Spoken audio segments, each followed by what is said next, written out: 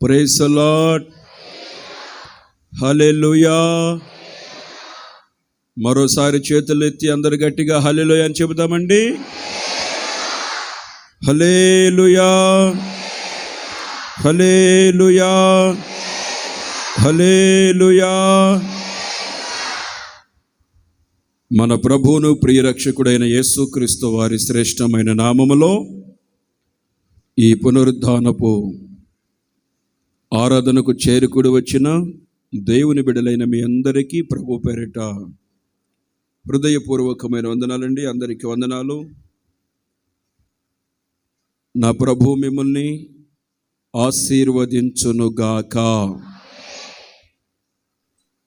నా పేరు పాస్టర్ యాకోబు. నేను విశాఖపట్నం సెంటర్లో సేవ చేస్తూ ఉన్నాను. ఈ ఆదివారపు ఆరాధనకి రావటానికి ప్రభు దయ చూపించారు. దేవునికి మహిమ కలుగునుగాక. పరిశుద్ధ గ్రంథమైన బైబిల్లో ఒక చిన్న వాక్య భాగాన్ని కొంత సమయం మనం ధ్యానం చేసుకుందాం.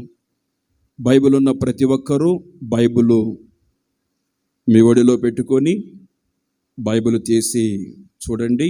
రాజుల మొదటి గ్రంథం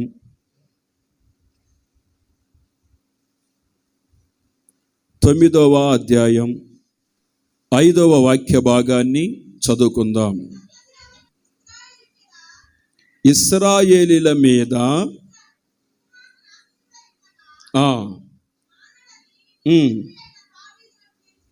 సెలవిచ్చితిని. ఇశ్రాయేలీల మీద నీ సింహాసనము చిరకాలము వరకు స్థిరపరచుదును. చప్పలు కొడదాం గట్టిగా ప్రభుకి. దేవునికి స్తోత్రము కలుగును గాక. రాయబడినటువంటి మాట, ఇశ్రాయేలీల మీద నీ సింహాసనమును, నీ అధికారమును, నీ చేతి పనిని, నీవు తలబెట్టే ప్రతి కార్యములను చిరకాలము నేను స్థిరపరచుదును అన్నాడు ప్రభు. చిరకాలము మీ కుటుంబము స్థిరపరచబడునుగాక. చిరకాలము మీ కుటుంబాలకు ఆశీర్వాదము కలుగునుగాక. కొద్ది కాలం ఉంది, కొంతకాలం ఉంది, చిరకాలము ఉంది.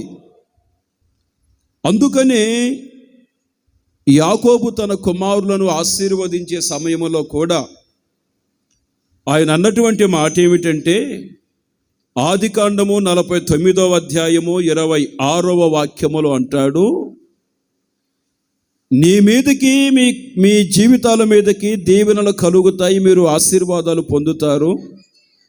అయితే ఆ దీవెనలు, ఆ మేలులు మీ మీదకి వచ్చి మీ మీద ఉంటాయి. ఎలా అంటే చిరకాల పర్వతముల వలె. దేవునికి స్తోత్రము కలుగునుగాక. ఒక అపార్ట్మెంటు ఈ సంవత్సరములో ఉండాది, 4 సంవత్సరాల తర్వాత లేకపోవచ్చు. ఒక మందిరం ఇక్కడ ఉండాది, 10 సంవత్సరాల తర్వాత వేరే షేపులోనికి మారవచ్చు. ఏమండి, ఒక కాలువ ఇక్కడ ఉన్నది, కొంతకాలానికి నీరు ఎండిపోవచ్చు. కొన్ని బిల్డింగులు కొన్ని చిరకాలము ఉండవు. దేవుని సృష్టిలో చిరకాలము ఉండేవి కొన్ని ఉన్నాయి. ఆకాశము, భూమి, సముద్రము, భూమి మీద ఉన్నటువంటి పర్వతాలు మనం చూస్తూ ఉంటాం, మన కళ్ళ ముందు ఉంటాయి. మన నాన్నగారిని అడిగితే, నాన్నగారు మీరు ఉన్నప్పుడు ఆ పర్వతం ఉందా అని అంటే, ఉందో బాబు అని అంట.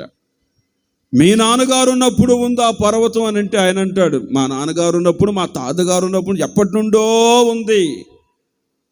కొన్ని చెట్లు కొన్ని నీరు, కొన్ని ప్రదేశాలు మారిపోతాయండి. చిరకాలము ఒక పర్వతము ఉన్నట్లుగానే దేవుడు అంటున్నటువంటి మాట, సొలొమోను, నీ కుటుంబము, నీ సింహాసనము, నీ చేతి పని, నీ జీవితము చిరకాలము నేను స్థిరపరచుతును. అంటే అర్థం ఏమిటి? నీ కుటుంబము చిరకాలము దేవుని సన్నిధిలో స్థిరపరచబడునుగాక. నీ ఉద్యోగము చిరకాలము నిలుచునుగాక. నీ చేతి పనులు, వ్యాపారము, పాడి పంటలు చిరకాలము ఆశీర్వాదకరముగా మారునుగాక. దేవునికి స్తోత్రం చెప్పండి గట్టిగాను. దైవజనులు ఈ సంవత్సరం క్రొత్త పాట రాసినప్పుడు చిరకాలం అనే పదం వాడారు. ఆ పదాన్ని వాడినప్పుడే ప్రభుని స్తుతించి ఈ చిరకాలం గురించి ఒక సబ్జెక్ట్ చెప్పాలి, ఒక ప్రసంగం చేయాలని చెప్పేసి ప్రార్థన చేసుకున్నాం. కొన్ని మాటలు ప్రభు చూపించారు. ఈరోజు ఈ పూట ఆ మాటలు మీతో చెబుతాను. ప్రతి మాట మీకు ఆశీర్వాదకరంగా యేసయ్య మార్చునుగాక. చిరకాలము మా కుటుంబము ఆశీర్వాదకరంగా ఉండాలని కోరుకున్న వాళ్ళు చేతులెత్తి ఒకసారి గట్టిగా హల్లెలూయా. కొద్ది కాలం వరకు ఆశీర్వాదకరంగా ఉండాలి, తర్వాత అవసరం లేదన్న వాళ్ళు హల్లెలూయా చెప్పండి. ఎంత షార్పో! చిరకాలము సమాధానము కోరుకుంటాం, చిరకాలము సంతోషాన్ని కోరుకుంటాం, చిరకాలము సమృద్ధిని కోరుకుంటాం, చిరకాలము దేవుని ద్వారా మేలును కోరుకుంటాం, చిరకాలము ఏదైతే కావాలని మనం ప్రభు సన్నిధిలో కోరుకుంటామో చిరకాలపు ఆశీర్వాదాలను, మేలులను నా ప్రభు మీ అందరికీ దయచేయునుగాక. హల్లెలూయా. ఇప్పుడు చిరకాలము మనం, మీ కుటుంబము, మీరు ఆశీర్వదించబడాలంటే చిరకాలము చేయవలసిన కార్యాలు కొన్ని ఉన్నాయి. ఆ చిరకాలము చేయవలసిన కార్యములు మనం ఎప్పుడైతే చేస్తామో చిరకాలము మీ కుటుంబాన్ని, మిమ్ములను, మీ బిడ్డలను నా ప్రభు మేలులతో నింపి ఆశీర్వదించి నడిపిస్తారు. అయితే చిరకాలము మనము చేయవలసిన కార్యములు ఏమిటి? 3 మాటలు ముచ్చటగా చెప్పి ముగిస్తానండి.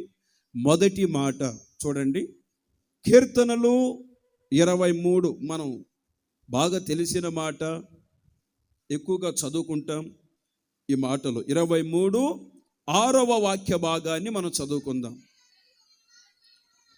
నేను బ్రతుకు దినములన్నీయు కృపా క్షేమములే నా వెంట వచ్చుచున్నవి. అది గమనించండి మీరు. చిరకాలము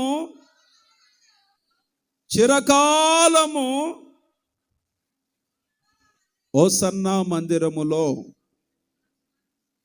చిరకాలము యేసయ్య మందిరములో, దేవుని మందిరములో నేను నివాసము చేసేదను.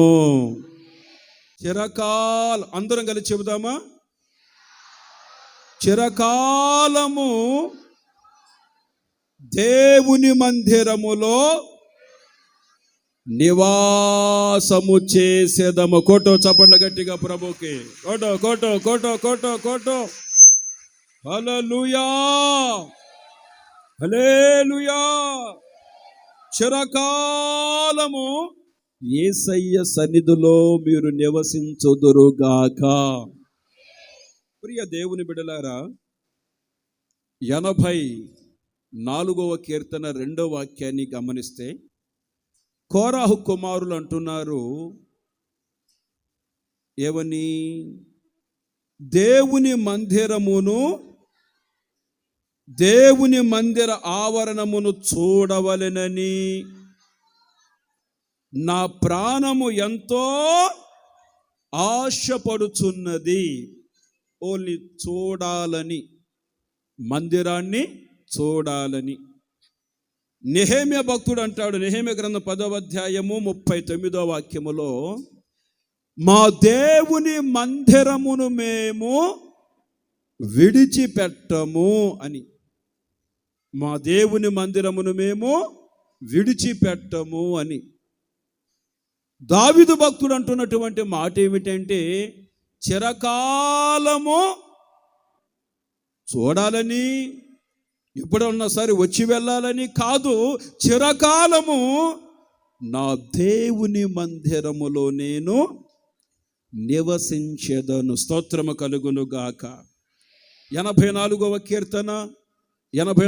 కీర్తన 4వ వాక్య భాగాన్ని మనం గమనిస్తే, నీ మందిరమునందు నివసించువారు, ఎక్కడ నివసించువారండి? దేవుని మందిరములో నివసించువారు ధన్యులు. ఈ హోసన్నా మందిరములో నివసించువారు ధన్యులు. దేవునికి స్తోత్రము కలుగును గాక. దేవుని మందిరములో నివసించడం అనేది ఎంతో ధన్యకరం. అందుకనే పరిశుద్ధ గ్రంథమైన బైబిల్లో రాయబడింది, ఇశ్రాయేలీయుల మీదకి దేవుని ఉగ్రత వచ్చినప్పుడు కోరాహు, దాతాను, అభిరాము, ఈ 3 గోత్రాలు వారు నష్టపోతూ ఉన్నప్పుడు, వారి జీవితాలలో ఇబ్బందులు కలిగినప్పుడు, దేవుని సన్నిధిలో వాళ్ళు నిలవలేక కాలిపోతున్న సమయములో పరిశుద్ధ గ్రంథములో రాయబడినటువంటి మాట, కోరాహు కుమారులు మాత్రము వారు చనిపోలేదు, దేవుని మందిరములో వారు జీవించారు. దేవునికి మహిమ కలుగును గాక. దేవుని మందిరములో వారు నివసించారు. అందుకని అప్పుడు అంటారు వారు ఏమని, దుప్పి నీటి వాగుల కొరకు ఆశపడినట్లుగా ప్రభువా నా ప్రాణము మీ కొరకు ఆశపడుచున్నది. దేవునికి స్తోత్రము కలుగును గాక. నా ప్రాణము నీ కొరకు ఆశపడుచున్నది. దేవా, నీ మందిరాన్ని చూడాలని, నీ మందిరములో ఒక్క దినము గడుపుట ఎన్ని దినాల కంటే 1000 దినముల కంటే శ్రేష్టమైంది. కాబట్టి ప్రభువా, మీ మందిరాన్ని చూడాలి, మీ మందిరములో నిలవాలి, నీ మందిరములో అడుగు పెట్టాలి, నీ మందిరములో చిరకాలము బ్రతకాలి. ఈ కోరిక నాలో నెరవేర్చు ప్రభువా అని ప్రార్థన చేస్తూ ఉన్నాడు. ప్రియ దేవుని బిడ్డలారా, దేవుని మందిరములో బైబిల్లో రాయబడింది, యెహోవా తన ఆలయములో ఉన్నాడు. దేవుడు తన మందిరములో ఉన్నాడు. మనము దేవుని సన్నిధిలో చిరకాలము నివసిస్తే మన జీవితములో ఎన్నెన్నో మేలులు జరుగుతాయి. దేవునికి స్తోత్రము కలుగును గాక. దేవుని మందిరానికి కొంతమంది వస్తారు. ఎలా వస్తారండి? ఆశతో వస్తారు. ఒక ఆయన మందిరానికి వచ్చి ఆరాధన అయిపోయిన తర్వాత మందిరం అంత దూరాన నుంచొని ఒక పెద్ద ఆయన కళ్ళ నిండా నీళ్లు తెచ్చుకొని అలా చూస్తూ ఉన్నాడు మందిరం వైపు. ఒక 15 నిమిషాలు అలాగే చూస్తూ ఉంటే నేను డౌట్ వచ్చి దగ్గరికి వెళ్ళి అడిగాను, అయ్యగారు ఏంటి కళ్ళంటి నీళ్ళు పెడుతున్నారు, మందిరం చూస్తున్నారు, ఛార్జీలకి డబ్బులు ఇవ్వా ఏంటి, డబ్బులు ఇస్తాను ఏమైనా కావాలా అని అడిగాను. కాదు బాబు. మరి ఎందుకు మీరు అలా బాధతో ఉన్న విచారంగా ఉన్నారు ఏంటంటే, అదేనయ్యా, వారానికి ఒక్కసారి మాత్రమే మందిరానికి రాగలుగుతున్నాను నా ఆర్థిక పరిస్థితిని బట్టి. ఈరోజు నేను మందిరాన్ని చూసి వెళుతున్నాను, మళ్ళీ ఆదివారం వరకు నా దేవుని మందిరాన్ని నేను చూడలేను కదా. అయ్యో, వారం రోజుల వరకు నా దేవుని మందిరానికి నేను దూరంగా బ్రతకాలా అని నాకు బాధేసి కళ్ళంటి నీళ్ళు పెట్టుకుంటున్నాను అయ్యా అన్నాడు. నాకు ఆశ్చర్యం అనిపించిందండి ఆ మాటకి. ఎందుకంటే ప్రార్థన ఆదివారం ఆమేన్ అనటంతోనే కొంతమంది స్కూల్లో కనుక బెల్లు కొడితే పిల్లలు ఆడ ఉడిగా అర్జెంటుగా వెళ్ళిపోతారు చూడండి, అట్లా కనపడకుండా వెళ్ళిపోతారు. ఎందుకు అయ్యగారు మొన్న ఆదివారం వచ్చారా? వచ్చానండి. ఏం కనిపించలేదండి, షుగర్ కదండి, తొందరగా వెళ్ళిపోయానండి. వచ్చారా ప్రార్థనకి? వచ్చానండి. వెనక నుండి వెనకే వెళ్ళిపోయాను. అమ్మ వచ్చారా ప్రార్థనకి? వచ్చానండి. రాకుండా ఉండరు, వస్తారు. ఎందుకని? రాకపోతే పాస్టర్ గారు అడుగుతారని. కొంతమంది ఆశతో వస్తారు ఈ పెద్ద ఆయనలాగా, ఇంకొంతమంది ఏమో మందిరానికి రాకపోతే ఏమన్నా జరుగుద్దామని భయంతో వస్తారు కొంతమంది. ఈ భయంతో, లేకపోతే కొంతమంది టైం పాస్కి వస్తారు. కొంతమంది ఈ టైం పాస్కి వచ్చిన వాళ్ళు ఏం చేస్తారు? బైబిల్ తీసుకొని రారు, సెల్ ఫోన్ తీసుకొని ఏదేదో మెసేజ్ చూసుకుంటూ ఉంటారు. తప్పు. దేవుని మందిరానికి వచ్చినప్పుడు దేవుని బైబిలే తీసుకుని రావాలి. దేవునికి స్తోత్రం. ఏ బైబిల్ తీసుకుని వచ్చిన వాళ్ళు అందరూ ఒకసారి చేతులెత్తి బైబిల్ చూపించండి అన్నా. నేను ఒకసారి మీరు కాదు అంటుంటేనే ఒక ఆయన సెల్ ఫోన్ లేపాడు పైకి. బైబిల్ బ్రదర్ అన్నాను. బైబిలే సెల్ ఫోన్లో ఉందన్నాడు. చేతిలో లేదా? బైబిల్ మోయటం కూడా, బైబిల్ తీసుకుని రావటం కూడా పాపం ఆయన ఏమంటే భక్తికి ఎక్కువైపోయింది. దేవుని మందిరానికి మనం వస్తున్నాం. వచ్చిన మనము మనసారా ప్రభుని ఏం చేయాలండి? ఆరాధించాలి, ప్రార్థన చేయాలి, ప్రభువును స్తుతించి వెళ్ళాలి. స్తోత్రము కలుగునుగాక. మరి ఇక్కడ చాలామందికి ఉండే ఉంటుందండి అలవాటు. నేను వైజాగ్లో ఆదివారం ఆరాధన ఆమెను అన్న తర్వాత కూడా కొంతమంది వచ్చి పులిపిడి దగ్గర చేతులెత్తి కాసేపు ప్రార్థన చేసుకుని, కాసేపు ప్రభుని స్తుతించి, కాసేపు ప్రార్థన చేసుకుని అప్పుడు వెళ్తారండి. ఏంటమ్మా ప్రార్థన అయిపోయి గంట అయింది కదా, ఏమంటే దేవుని మందిరాన్ని విడిచిపెట్టి వెళ్ళాలంటే మనసు రావట్లేదండి పాస్టర్ గారు. మందిరాన్ని విడిచిపెట్టి వెళ్ళాలంటే మనసు రావట్లేదండి. అందుకని కాసేపు ఇంకా మందిరములో ఉండాలనే ఆశ. అందుకని దావీదు భక్తుడు అంటాడు, అయ్యా నీ మందిరములో నేను చిరకాలము నివాసము చేసేదనయ్యా. దేవునికి స్తోత్రము కలుగునుగాక. హల్లెలూయా. ఓ సందర్భంలో అంటాడేమని? వేసవిలో ఎండకు ఎండిపోయినటువంటి చెట్టు వలె నా సారము తగ్గిపోయింది. 32వ కీర్తన 4-5 వాక్యాలలో రాయబడినటువంటి మాట, వేసవిలో ఎండకు సారము పోయినట్లుగా నా జీవితము కూడా ఒక సందర్భంలో అలా అయిపోయింది. అయితే నేను నీ మందిరానికి వచ్చాను. ఎప్పుడు? జనాలు దేవుని మందిరానికి వెళుతుమని నాతో చెప్పినప్పుడు నేను సంతోషించి మీ మందిరానికి వచ్చి మిమ్మల్ని స్తుతించానయ్యా. మిమ్మల్ని స్తుతించినప్పుడు, మిమ్మల్ని గణపరిచినప్పుడు నా స్థితిగతులన్నీ కూడా మారిపోయాయి. దేవునికి స్తోత్రం. నా సారము వేసవి కాలమున ఎండినట్టాయను. ఇప్పుడు సారము లేదయ్యా, నిసారముగా నేను ఉన్నానన్నాడు. సారము లేని నిసారమైన పరిస్థితిలో ప్రార్థననే సారము లేదు, విశ్వాస సారము లేదు, భక్తి సారము లేని పరిస్థితిలో నిసారమైన స్థితిలో ఉన్నాను అన్న ఆయన దేవుని సన్నిధికి వచ్చి దేవుని మందిరంలో అడుగుపెట్టి ప్రభువుని స్తుతిస్తూ ఆరాధిస్తూ ప్రభువుని గణపరిచిన సమయములో అతని జీవితానికి సారము కలిగింది. దేవునికి స్తోత్రం. అప్పుడు అంటున్నటువంటి మాట ఆయన ఏమని తెలుసండి? 52వ కీర్తన 8వ వాక్య భాగాన్ని మనం గమనిస్తే, నేనైతే నా దేవుని మందిరములో, అందరూ చెప్పండి నోరు తెరిచి ఆ మాట. ఏ చెట్టు వలె ఉన్నారు? జిల్లెడ చెట్టు వలె కాదు. ఎలా ఉన్నావు? ముళ్ళ చెట్టు వలె కాదు. ఎలా ఉన్నావు? వేప చెట్టు వలె కాదు. ఎలా ఉన్నావు? నీవు ఎలా ఉన్నావు బాబు అని అడిగితే దావీదు అంటున్నటువంటి మాట, నేనైతే నా దేవుని మందిర ఆవరణములో, ఆయన సన్నిధిలో పచ్చగా ఉన్నటువంటి ఒలీవ చెట్టు వలె సారము కలిగి ఉన్నాను. దేవునికి స్తోత్రము కలుగునుగాక.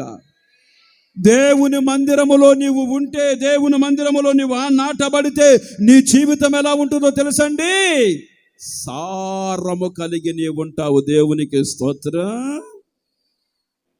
దేవుని మందిరములో సారవంతమైన అనుభవాలలో నీవు నడిపించబడగలుగుతావు. స్తోత్రము కలుగునుగాక.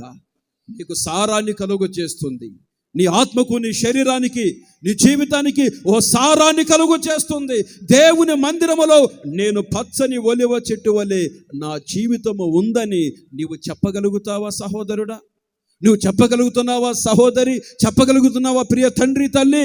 మనము దేవుని సన్నిధిలో పచ్చని ఒలివ చెట్టు వలె ఉన్నాము అని చెప్పలేకపోతున్నావంటే నాటబడలేదేమో. నాటబడితేనే మనం పచ్చగా ఉంటాము. స్తోత్రం, హల్లెలూయా. ఆ రోజున ఇశ్రాయేలీయులు 12 మంది గోత్రికులు 12 కర్రలు తీసుకుని వస్తున్న సమయంలో, ఈ 11 మంది కర్రలు తీసుకొని వస్తున్న సమయంలో మోషే గారు చెప్పినప్పుడు అహరోను కూడా కర్ర తీసుకుని వచ్చాడు. అహరోను కర్ర తీసుకుని వచ్చి ఆ కర్రను తీసుకొని మోషే చేతికిస్తే 11 కర్రలతో కలిపి అహరోను కర్రను కూడా ప్రత్యక్షపు గుడారం అనే దేవుని సన్నిధిలో ఉంచాడు. సంఖ్యాకాండం 17వ అధ్యాయం 8వ వాక్య భాగాన్ని మనం గమనిస్తే, వారి కర్రల మధ్యలో అహరోను కర్ర ఉంచబడేను. దేవునికి స్తోత్రం చెప్పండి గట్టిగా. వారి కర్రల మధ్యలో అహరోను కర్ర ఉన్నది. వారి కర్రల మధ్యలో ఉన్నది.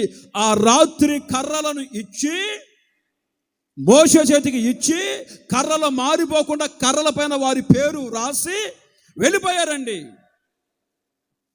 అహరోను కర్ర ఆ కర్రల మధ్యలో ఉంచి వెళ్ళి ఆ రాత్రి అంతా ప్రార్థన చేస్తూ ఉన్నాడు. మిగిలిన వాళ్ళు కర్రలు ఇచ్చి వెళ్ళిపోయారంతే. అహరోను మాత్రము ప్రార్థన చేస్తూ ఉన్నాడు. ఏవండి, ఎండిపోయిన కర్ర దేనికి పనికొస్తుంది? పొయ్యిలో పెట్టుకునే దానికి పనికొస్తుంది. ఎండిపోయిన కర్ర దేనికి పనికొస్తుంది? కుక్కను కొట్టేదానికి పనికొస్తుంది. పొయ్యిలోకి తప్పి దేనికి పనికి రాదు. ఈ ఎండిపోయినటువంటి కర్ర, అహరోను కర్ర, ఆ కర్రల మధ్యలో ఉన్నప్పుడు అహరోను దేవుని మందిరములో ఉంచిన కర్ర నిమిత్తమై ప్రార్థన చేస్తున్నాడండి. ఇంటికి వెళ్ళి ఉదయాన్నే వచ్చి చూసినప్పుడు 11 కర్రలు మామూలుగానే ఉన్నాయి. అహరోను కర్ర మాత్రము ఒకటి చిగురించెను. చప్పట్లు కొట్టండి గట్టిగాను. కొట్టు కొట్టు కొట్టు కొట్టు కొట్టు కొట్టు. దేవునికి స్తోత్రము కలుగును గాక. హల్లెలూయా. అహరోను కర్ర ఏమైందండి? చిగురించింది. చిగురు కావాలంటే కర్రలో ఏమి కావాలి? నీటి శాతం కావాలి, చెమ్మ కావాలి, తడి కావాలి. ప్రార్థనే ఒక జీవాన్ని పోసింది. విశ్వాసమే ఆ కర్రను చిగురింపజేసింది. కర్ర చిగురించింది. చిగురించిన తర్వాత ఏం కాసిందండి? పువ్వులు పూసింది. దేవునికి స్తోత్రము కలుగునగాక. ఒకటి చిగురు, 2 పువ్వులు, 3 ఏం కాయలో? బాదము కాయలంటే ఈ బాదం పప్పుకి విలువ ఎక్కువ. కరోనా సమయంలో ఎక్కువ తిన్నది ఏదండి? ఆ బాదం ఇప్పటికీ తగ్గల కొంతమందికి. అంటే విలువలేని ఒక ఎండిపోయిన కర్రకు ఒక విలువ కలిగింది దేవుని సన్నిధిలోనే. దేవునికి స్తోత్రము కలుగును గాక. అంటే దాని అర్థం ఏంటండి? 30 దంతులుగాను, 60 దంతులుగాను, 100 అంతలుగా నీ జీవితము దేవుని మందిరములో ఉన్నప్పుడు ఫలభరితముగా మార్చబడుతుంది. కొట్టు చప్పట్ల గట్టిగా ప్రభుకి. దేవునికి స్తోత్రము కలుగును గాక. హల్లెలూయా. 100 అంతలుగా ఫలభరితముగా నీ జీవితము మార్చబడాలంటే కర్రల మధ్యలో ఉన్నటువంటి నీ కుటుంబం అనే కర్ర, నీ జీవితం అనే కర్ర అది చిగురించాలి అనంటే దేవుని మందిరములో ప్రార్థన, విశ్వాసము, భక్తి అనేది ఎప్పుడైతే నీవు కలిగి ఉంటావో 30 దంతులుగా, 60 దంతులుగా, 100 అంతలుగా నీవు ఫలభరితముగా మార్చబడతావు. నీ కుటుంబము ఫలభరితముగా మార్చబడుతుంది. స్తోత్రం.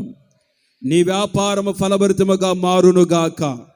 నీ ఉద్యోగములో 100 అంతల ఫలాన్ని నువ్వు పొందుదువుగాక. నీ కుటుంబములో 100 అంతల ఆశీర్వాదాన్ని అనుభవించుదువుగాక. దేవునికి స్తోత్రం. ఫలములు కలిగిన వ్యక్తిగా నీవు స్థిరపరచబడుదువుగాక. ఒక కర్ర, ఎండిపోయిన కర్ర, అది చిగురించి పుష్పించి ఫలభరితముగా మార్చబడిందంటే దేవుని మందిరములో ఉంచబడింది. దేవుని మందిరములో ఉన్న కొన్ని కర్రలు ఎండిపోయినాయి, కానీ ఒక కర్ర మాత్రం చిగురించేదానికి కారణం ఏమిటండి? ఆ కర్ర కలిగినటువంటి వ్యక్తి ప్రార్థనా పరుడు, ఆ కర్ర కలిగినటువంటి వ్యక్తి విశ్వాసము కలిగిన వాడు, ఆ కర్ర కలిగినటువంటి వ్యక్తి దేవుని మీద గురి కలిగిన వాడు. అందుకని నీ కుటుంబము ఎండిపోకుండా, నీ కుటుంబము ఆశీర్వాదకరంగా ఉండాలంటే నీవు దేవుని మందిరములో నాటబడాలి. దేవునికి స్తోత్రం. అందుకని దావీదు భక్తుడు అంటాడు ఏమనంటే, నేనైతే నా దేవుని మందిరములో ఒలీవ చెట్టు వలె ఉన్నాను. ఏ చెట్టు వలె ఉన్నాను? ఒలీవ చెట్టు వలె ఉన్నాను. ఒలీవ చెట్టు చాలా పచ్చగా ఉంటుందండి. నేను ఇజ్రాయెల్ దేశం వెళ్ళాము, దైవ సేవకులు తీసుకుని వెళ్ళినప్పుడు అక్కడ నుండి కొంచెం ఒలీవల నూనె, తర్వాత ఖర్జూరాలు కొన్ని తీసుకొని వచ్చాను, మన విశ్వాసులకి ఇద్దామని చెప్పేసి. ఒకళ్ళకి ఇచ్చాం. అన్నీ ఇచ్చిన తర్వాత ఒక ముసలమ్మ వచ్చింది, ఒక తల్లిగారు వచ్చింది నా దగ్గర. పాస్టర్ గారండి, యెరూషలేము నుండి నాకు ఏ గిఫ్ట్ తెచ్చావు అంది.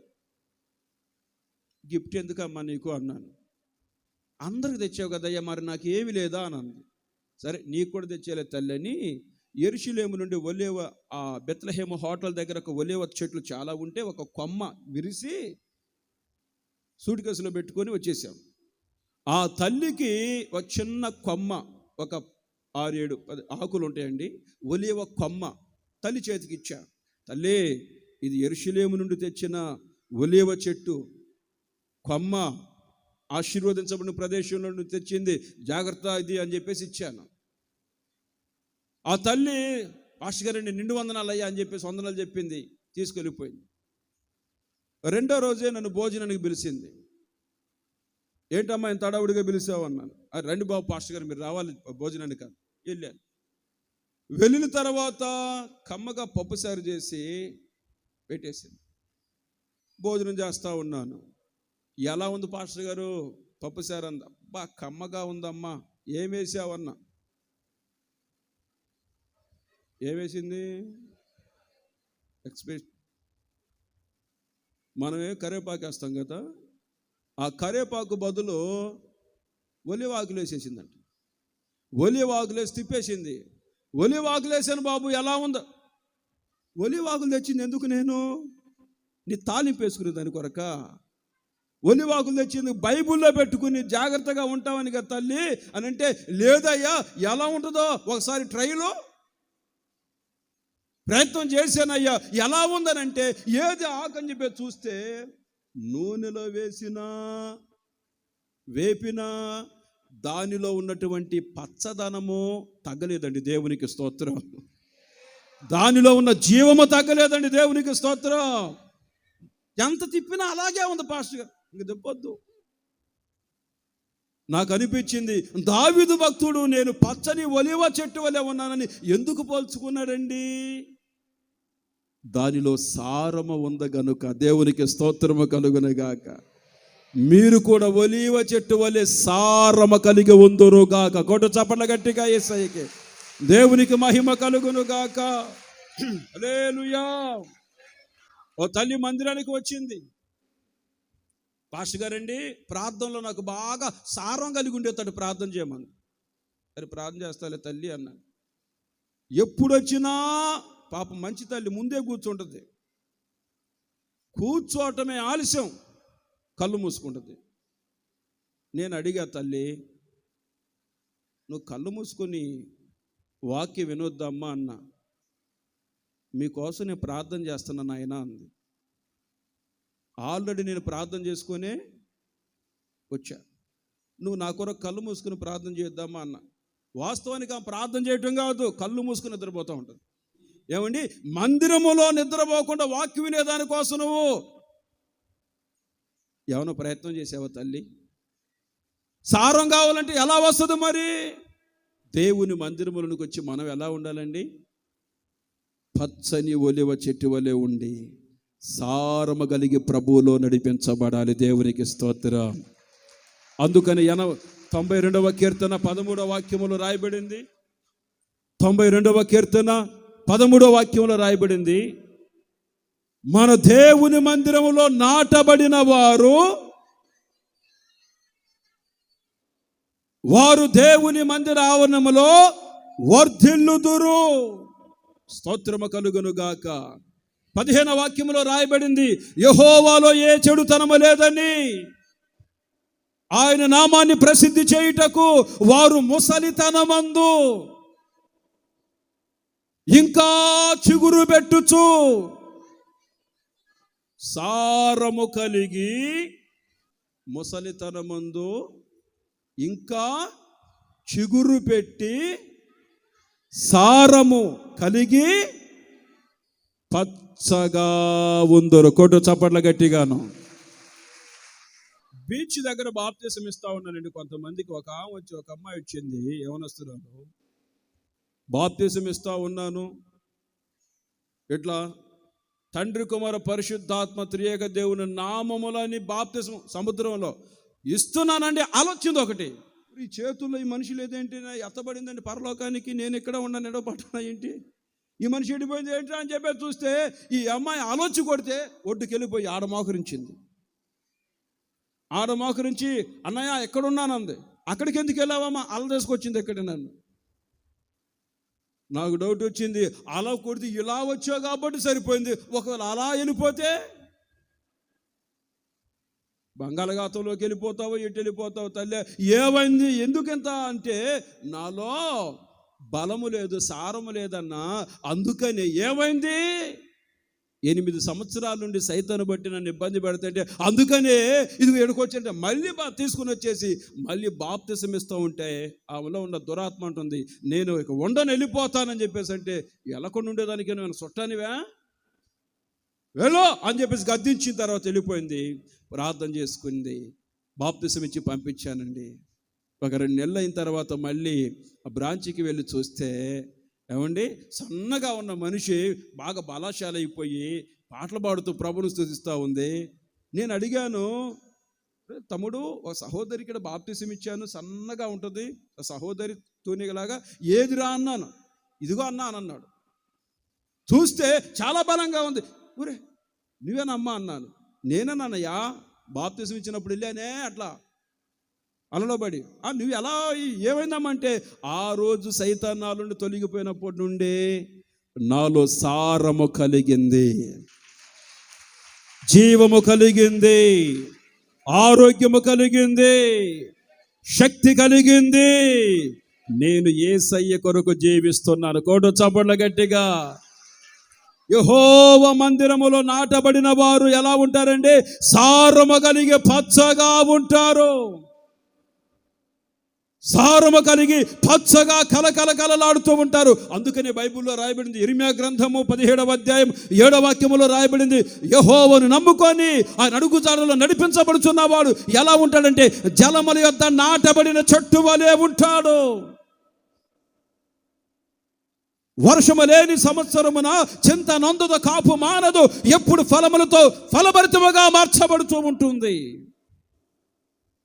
అందుకే లేఖనములో రాయబడింది, యోసేపు ఫలించేటి కొమ్మ, ఊట యొద్ద ఫలించేటి కొమ్మ, ఫలభరితంగా మార్చబడ్డాడు.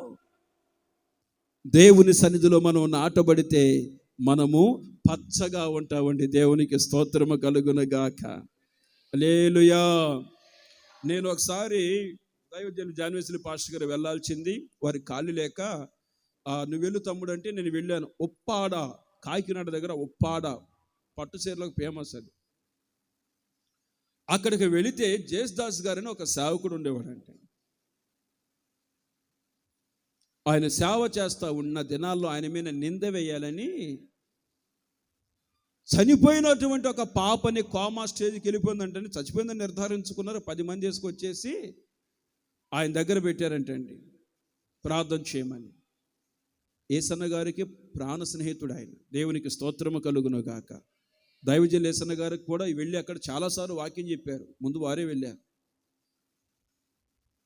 ఆ ఊర్లో వాళ్ళు చేపలు పట్టే జాలలో సినిమాలకు వెళతా ఉంటే, సినిమాకి వెళ్ళేటప్పుడు ఈ ఏదాస్ గారిని ఆయన సువార్త పరిచర్య చేసి సేవ చేస్తున్నప్పుడు ప్రారంభ సేవ ఆయన పిలిచారంట. ఏమనంటే, ఏమండే రే బాయ్ దాసో, సినిమా మంచి సినిమా వచ్చింది, వెళ్దాం వస్తావా అని చెప్పేసి అన్నాడండి.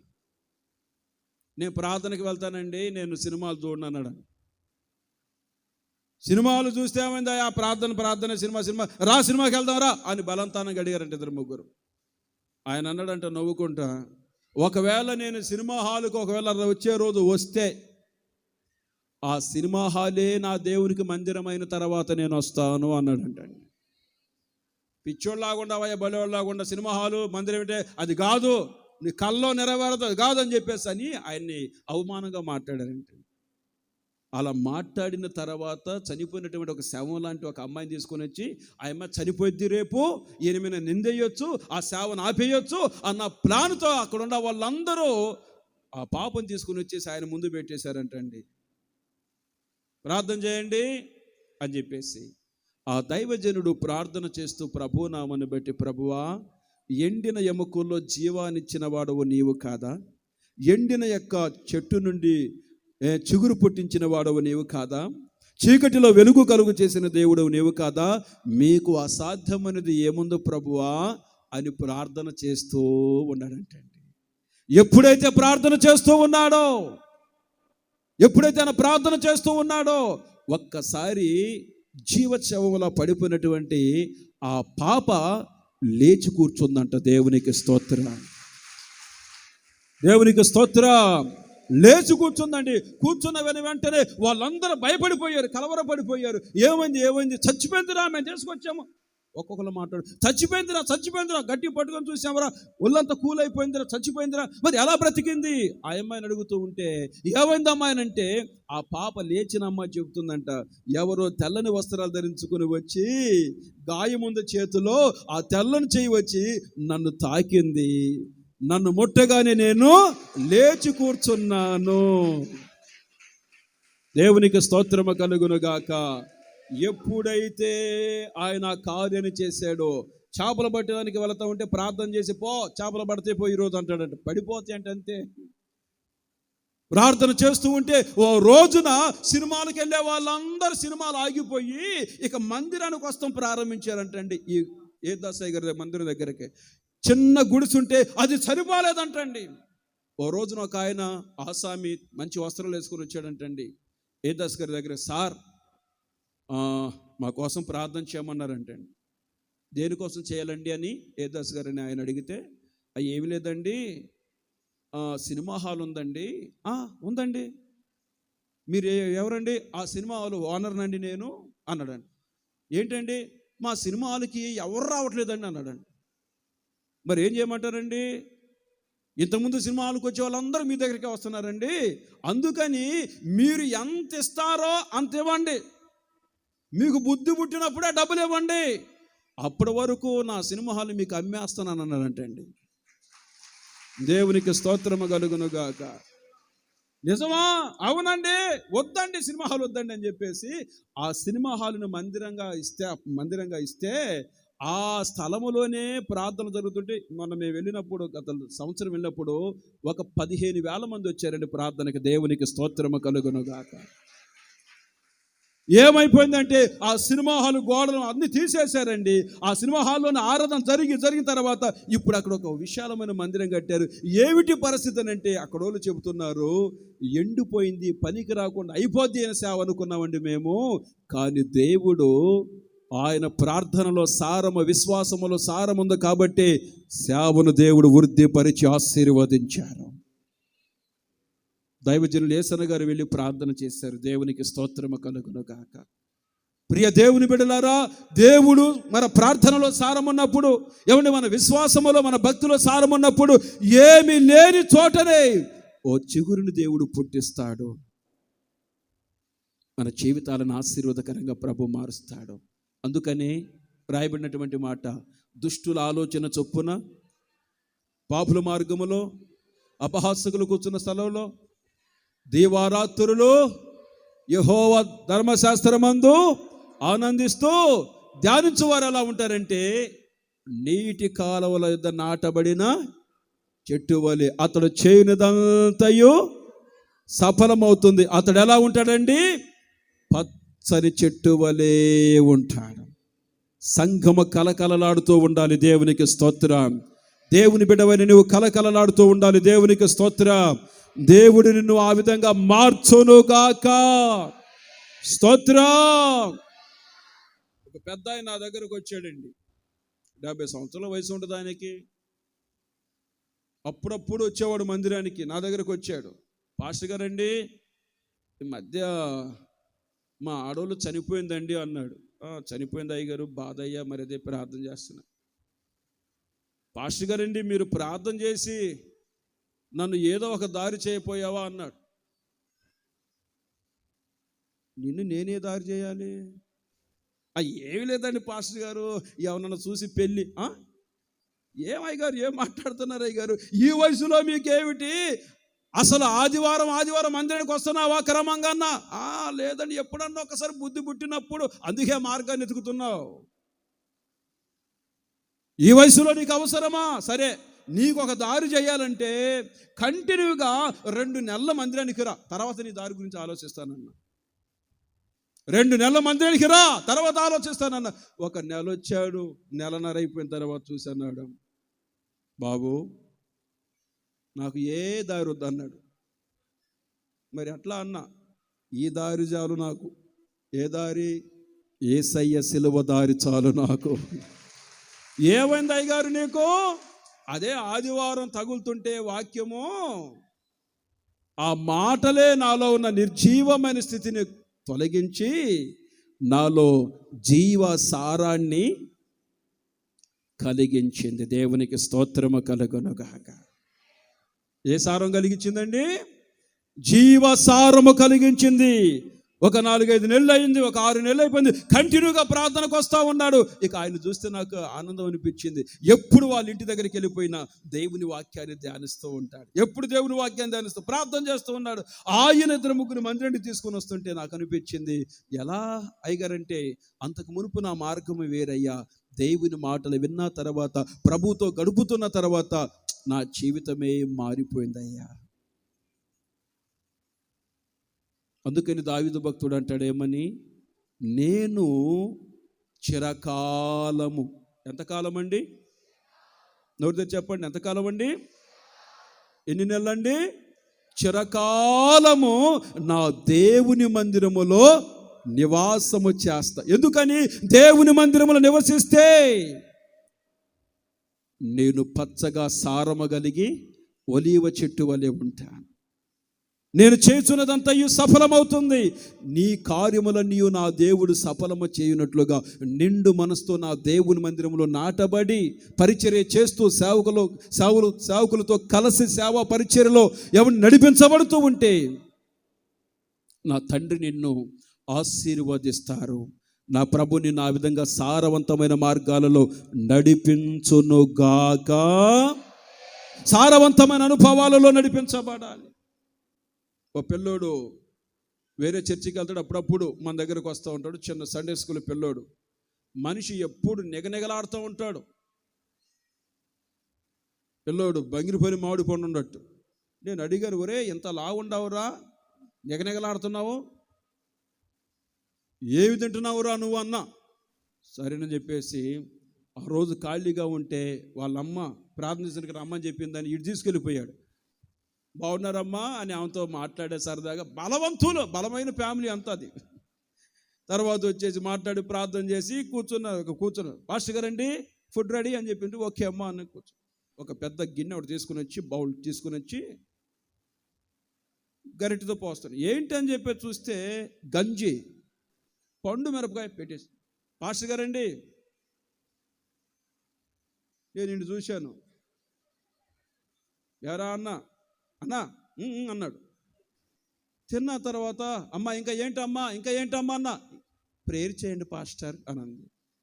వాడు పిలిచి ఏంట్రా పండు మిరపకాయ అంటే, అప్పుడు ఆ తల్లి అంది, పాస్టర్ గారండి మేము రోజు బిర్యానీలో, ఇంకోటో కేక్సో, కేఎఫ్సీలో ఇవి కాదండి, ఈ గంజీలు తీసుకుని ఎంత బలంగా ఉన్నాం.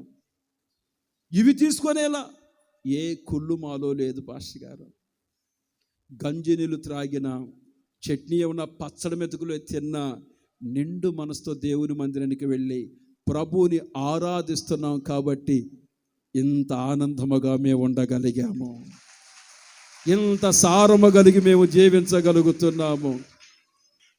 ఎస్, గాడ్ ప్రామిస్ పాస్టర్ గారు, వేరే ఐటమ్స్ లేవు, ఇదే దేవుని కోసం జీవిస్తున్నాం. నాకు అనిపించింది అప్పుడు బైబిల్లో రాయబడిన మాట, మనుషుడు రొట్టె వలన మాత్రము సారము కలిగి ఉన్నారు అంటే కారణం ఏమిటి? యేసుక్రీస్తు వారి యొక్క ప్రేమ, దేవుని యందు వారికున్న విశ్వాసమే వారిని జీవింప చేసింది. దేవునికి మహిమ కలుగును గాక. హల్లెలూయా. దేవుని మందిరములో ఉన్నవారు ఎలా ఉంటారండి? చిరకాలము దేవుని మందిరములో బ్రతుకుతున్నవారు, వారు సారము కలిగి పచ్చని ఒలివ చెట్టు వలె దీవెనకరంగా ఉంటారండి. అందుకని మనము దేవుని మందిరములో నివసించాలి. స్తోత్రము కలుగును గాక. దేవునికి స్తోత్రము కలుగును గాక. అమ్మ ప్రార్థనకు రాలేదేంటమ్మా మొన్న వారం అని చెప్పేసి అడిగాను. నేను కూర్చున్న చోట మీరు ఫ్యాన్ వేశారండి అని అంది. నేను వేయలేదు, మర్చిపోయానమ్మా, పిల్లలు వేసారు, అందుకనే నాకు కావాలని మీరు ఆపినట్టున్నారు, వేయలేదేమో అందుకని ఆగాను. ఫ్యాన్ కోసం కాదు దేవుని సన్నిధికి రావాల్సింది, మేలు కొరకు, దేవుని కొరకు రావాలి. స్తోత్రం. ఇంకొక ఆయన ఉన్నాడు, పెద్ద అయ్యగారు ఉన్నాడు. ఆయన అన్నాడు, అయ్యగారు ఏంటి 2 వారాలు రాలేదు మీరు ప్రార్థనకు అన్నాను. మొహం ఇటు తిప్పాడు. ఇటు తిరిగాను, అయ్యగారు మిమ్మల్నే ప్రార్థనకు ఎందుకు రాలేదు? మళ్ళీ ఇటు తిరిగాడు. ఏంటి అయ్యగారు మూతి ఎటు తిప్పినా కూడా వదిలిపెట్టను, ఎందుకు రాలేదు ప్రార్థనకు అన్నాను. ఎంత ధైర్యం ఆయనకి. నన్ను అన్నాడు, పాస్టర్ గారండి మీరు ట్రాన్స్ఫర్ అయ్యేంతవరకు రాను. ఏయ్ ఏంటి సవాలు? మీరు ఇక్కడి నుంచి ట్రాన్స్ఫర్ అయ్యేంతవరకు రానన్నాడు. అంత అన్యాయం నేనేం చేశానయ్యా నీకు? నాకు కొంచెం బాధ అనిపించింది. నన్నే నా ఎదురే ఉండి నీ ట్రాన్స్ఫర్ అయ్యేంతవరకు రానని చెప్పేసి అన్నావంటే సరే, నేను నవ్వుకుంటా.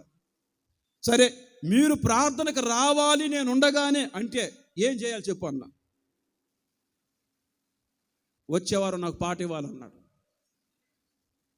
ఇంతేనా? దీనికోసమేనా? అవును, 2 వారాలు నాకు పాట ఇవ్వలేదు. మీరు చెప్పారా బ్రదర్కి ఇవ్వద్దని, లేకపోతే బ్రదరే చేశాడా నాకు అర్థం కాలేదు, అందుకని నేను రాలేదు. బాధ అనిపించి సరే రేపు కూటం ఉంది, కూటం దగ్గరకు వచ్చామన్నా. సరే ఇక కూటం దగ్గరికి వెళ్ళామండి. కూటం పెట్టారు రోజు సాయంత్రం కూటం పెట్టి, వర్షం పడింది కొంచెం లైట్గా. ఇక పాట పాడతాం. ఫస్ట్ పాట ఈయనకే ఇచ్చేవాడు, హట్టాడు కదా అంకుల్ అని చెప్పి పాట. ఇక ఈ పాట ఎత్తుకున్నాడండి. ఆ ఎత్తుకునే దానికి ఆ రోజు ఎన్ని పాటలు లేవు. ఆ రోజు పాపం మేరక పాట పాడాలని అనిపించింది ఆయనకి, నవసన పాట. ఆ పాట ఎత్తుకున్నాడు. ఏది? నేను యేసును చూసే. అంత సమీపం ఎందుకైంది? నేను యేసును చూసే సమీపమైంది అని చెప్పేసి ఆ పాట పాడుతున్నాడండి. మరి ఆ పక్కనుండా వైరు ఏమండి ఎర్త ఎక్కడ టచ్ అయిందో నాకు తెలియదు. దీనికి వచ్చింది కరెంటు. దీనికి కరెంటు వచ్చేసి యేసును అని అన్నాడు. పడిపోయాడండి. ఈయన పడిపోవటంతోనే ఇక కూటం జనం 4 వచ్చారు, ఎక్కువ రాలి. వాళ్ళు చూసి భయపడిపోతూ ఉన్నారు. వీడు ఫోన్ చేశాడు, బ్రదర్ నాకు, అన్నా అంకులు పోయాడన్నా అన్నాడు. ఎక్కడికి రా? ఇంటికి వెళ్ళాడు. అలి కాదన్నా, కానరాని అందలేని. ఏం మాట్లాడుతున్నావురా? ఏమైంది అన్న? ఏముందన్న? కరెంట్ షాక్ కొట్టేట్టుందన్న. భయపడాడన్న. ఒరే పసుపు రాయిరా, ఐసు రాయిరా, ఏదైనా చేయండి అని చెప్పేసి అని నాకు దడబుట్టి నేను బండి వేసుకొని బైక్ వేసుకుని ఆడవుడిగా మేఘాల పైన. ఆ రోజు అంత ఫాస్ట్ ఎప్పుడు తోలేదు బండి. పక్కన ఉన్న చూసేవాళ్ళు చూడు, పాస్టర్ గారు చూడండి ఎంత కుర్రోళ్ళ తోలుతున్నారు. నా బాధ వాళ్ళకి ఏం తెలుసు? పాస్టర్ గారు చూడండి యూత్లాగా దూకేస్తాడు బండి. దూకేది ఎందుకు?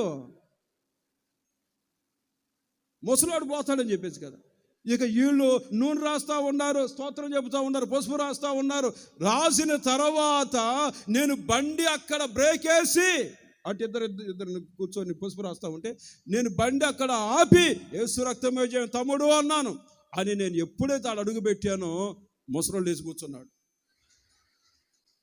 దేవుని స్తోత్రం కలుగును గాక. రే అయ్యగారికి మైక్ ఇవ్వరా అన్న, వద్దయ్యా వద్దు, గొప్పల కోసం పాడాలనుకున్నాను కానీ అయ్యా దేవుడు నాకు ఇచ్చాడయ్యా, ఆ దెబ్బతో అన్నీ సెట్ అయిపోయినాయి అయ్యా, మనకి ఈ లోకంలో ఏముందయ్యా, మనకే ఏముందో ఈ లోకంలో, ప్రభు కోసమే జీవించాలయ్యా, ప్రభు కోసమే బ్రతకాలయ్యా, ప్రభు సన్నిధిలో పచ్చని ఒలివ చెట్టు వల్ల. ఏం మార్పు వచ్చింది అంకుల్ మీలో? యేసుక్రీస్తు వారు నా జీవితాన్ని ఆయన మందిరములో నాటాడు, ఎండిపోయిన పనికిరాని తీగల ప్రభు కట్టు చేశాడు. దేవునికి స్తోత్రము కలుగును గాక. చిరకాలము దేవుని సన్నిధిలో దేవుని కొరకే మనం బ్రతుకుదుము గాక. హల్లెలూయా అని చెప్పండి గట్టిగా. రెండవ మాట యెషయా గ్రంథం 30వ అధ్యాయం 8వ వాక్య భాగం. 30వ అధ్యాయం 8వ వాక్యం. త్వరగా మీరు అక్కడ రాయబడినటువంటి గమనించాల్సింది ఏంటంటే, చిరకాలము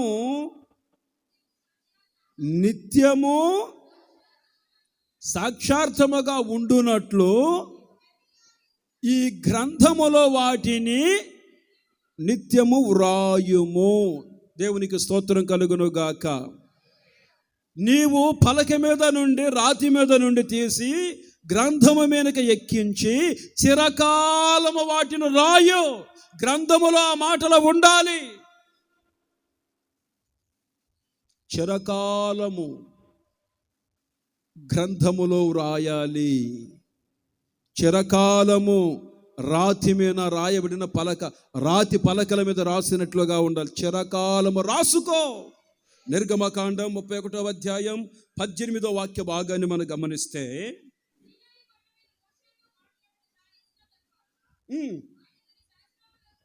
ఆయన శాసనములు గల 2 పలకలను, అనగా దేవుని వ్రేలితో వ్రాయబడిన రాతి పలకలను అతనికి ఇచ్చెను. మీరు గమనించండి, ఇశ్రాయేలు ప్రజలకు అవసరమని దేవుడు మోషేతో చెప్పినటువంటి మాట, ఈ నేను నీతో చెబుతున్నటువంటి మాటలు నా వ్రేలుతో నేను ఈ 2 రాతి పలకల మీద వీటిని వ్రాయుచున్నానని ప్రభు వ్రేలుతో రాశాడండి. రాతి పలకల మీద వ్రాశాడు. రాతి పలకల మీద వ్రాశాడు. నిర్గమకాండం 32వ అధ్యాయం 15వ వాక్యం. నిర్గమకాండము 32:15 వాక్యం.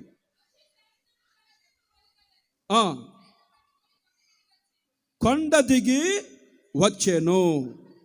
చూడండి 19వ వాక్య భాగాన్ని మనం గమనిస్తే, 2 రాతి పలకలను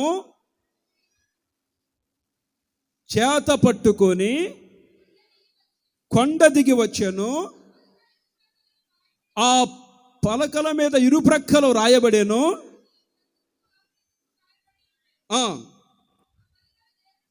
20వ వాక్య భాగాన్ని 20.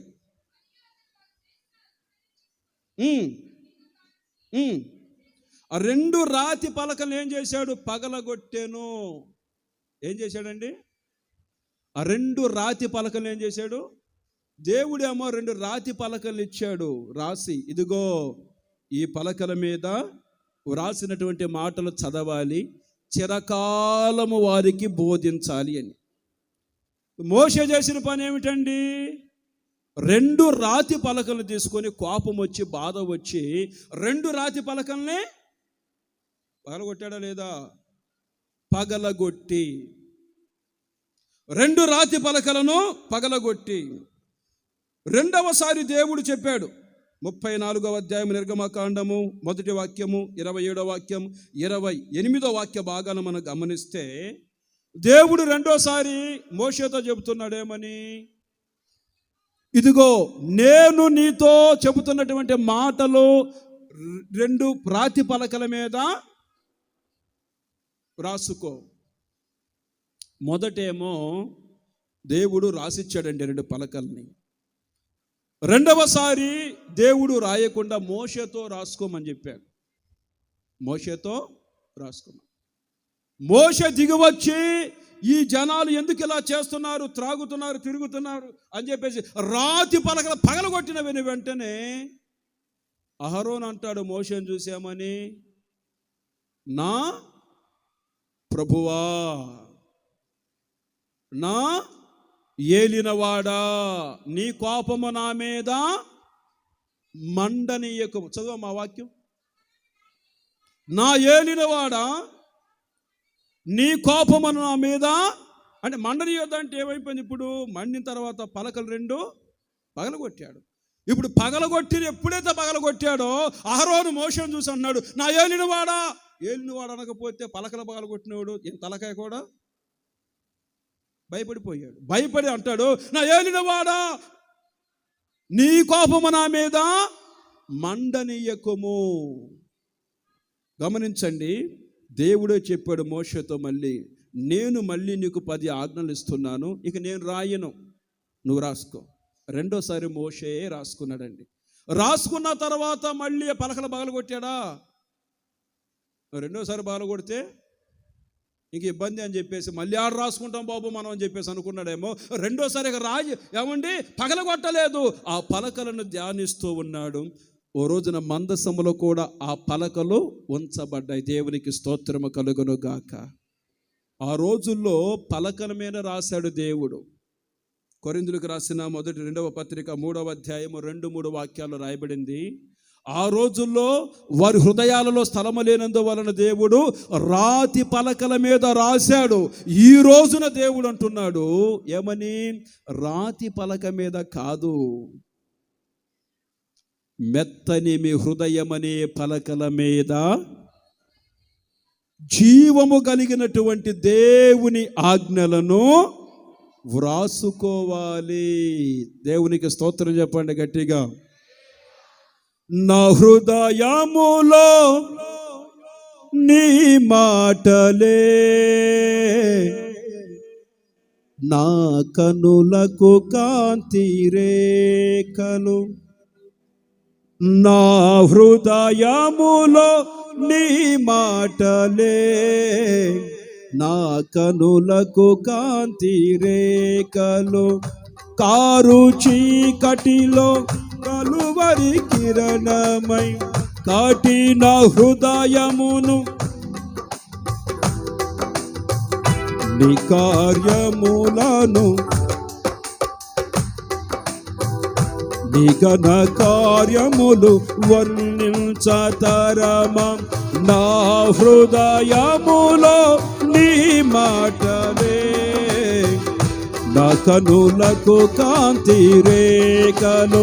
నా హృదయములో నీ మాటలే, నా కనులకు కాంతి రేఖలు. హల్లెలూయా. పౌలు గారు అంటున్నాడు ఏమని? ఆ రోజున మోషే గారు ఏం చేశాడు? రాతి పలకల మీద రాసుకున్నాడు. కానీ ఈరోజు రాయాల్సిన మాటలు ఎక్కడ?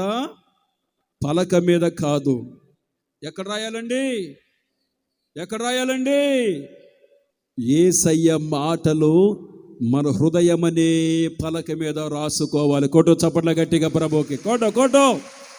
కోటు గట్టిగా ప్రభువుకి స్తోత్రము కలుగును గాక. హల్లెలూయా. హృదయమనే పలకల మీద రాయబడిన దేవుని మాటలను అనేకులు చదివేటట్లుగా నీవే ఒక పత్రికగా మారాలి. దేవునికి స్తోత్రం. ప్రేమనే పదముని హృదయమనే పలక మీద కనపడాలి. సహోదరులు ప్రేమించే ఏమండి అనుభవం, శత్రువులను ప్రేమించి క్షమించే స్వభావం, ఏమండి సర్దుకుపోయే హృదయం, సహనము, ఓపిక, ఇవన్నీ కూడా నీ హృదయంలో నాటబడితే, ఇవన్నీ కూడా నీ హృదయం అనే పలక మీద వ్రాయబడితే, నిన్ను చూచిన వారు నీ హృదయం మీద వ్రాయబడిన ఏమండి ఓర్పు, దీర్ఘశాంతము, దయాలత్వము, మంచితనము, ప్రేమ, సాత్వికము, ఇవన్నిటిని చదివి ఇదిగో ఈ బిడ్డ దేవుని బిడ్డ, నిన్ను ఏమండి ఒప్పుకోవాలి, ప్రభువుని స్తుతించాలండి. చిరకాలము దేవునికి స్తోత్రము కలుగునుగాక. ఒక్కొక్క సహోదరి చిన్న బిడ్డలు ఉంటారండి, దైవ సేవకులు ఆదివారం ఏ వాక్యం చెప్పినా ఏవండి చక్కగా డైరీలో రాసుకుంటా. నేను మా మందిరానికి వెళ్ళినప్పుడు ఎవరన్నా చెల్లెళ్ళు ఉంటారు, కొంతమంది చదువుకునే పిల్లలు, నాన్న చదువుకున్నావా?